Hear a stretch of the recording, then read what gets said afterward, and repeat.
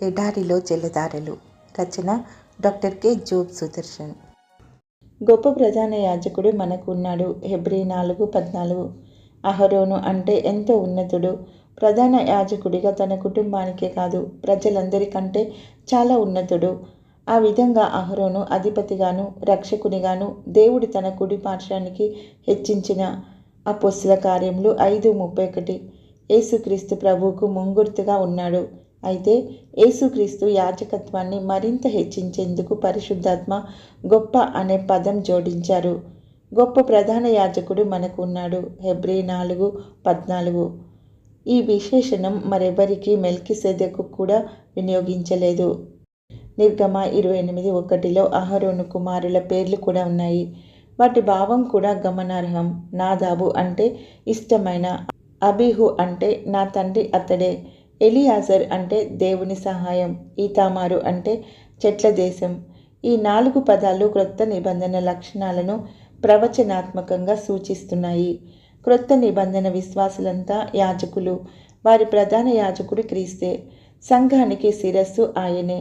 ఆయన తండ్రికి ఇష్టమైనవాడు. మనం సైతం తండ్రి అయిన దేవుని నుండి జీవం, శక్తి సాయం పొంది యజమాని అడుగుజాడల్లో నడుచుకుంటూ ఇష్టపూర్వకంగా ఆయనకు లోబడి సేవ చేస్తూ చెట్లలాగా నీతి విషయంలో ఉన్నతంగా ఉండి సదా ఫలభరితంగా ఉంటాం. కీర్తన 92:11-14 వరకు. యెహెజ్కేలు వర్ణించిన భవిష్య దేవాలయంలో ఖర్జూరపు చెట్లు అలంకరణగా ఉంటాయి. సొలొమోను దేవాలయంలో కూడా ఇవే అలంకరణలు కనిపిస్తాయి. ఇది ముఖ్యంగా ఎడారి చెట్టు. ఏ చెట్టు పెరగని వాతావరణంలో ఇది పెరుగుతుంది. ఎడారిలో ప్రయాణికులకు సేద తీరుస్తూ చెంతనే ఉన్న ఊట దగ్గరకు నడిపిస్తుంది. ఇది దీర్ఘకాలం బ్రతుకుతుంది, నిరంతరం ఫలిస్తుంది. ఆ విధంగా ఇది పరలోక యాజకత్వానికి చక్కగా సరిపోయిన ముంగుర్తు.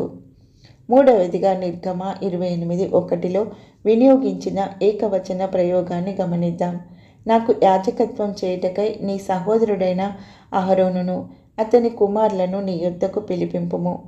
తెలుగులో అంత స్పష్టంగా లేదు కానీ ఇంగ్లీష్లో హీ మే మినిస్టర్ అని ఏకవచనంలో ఉంది.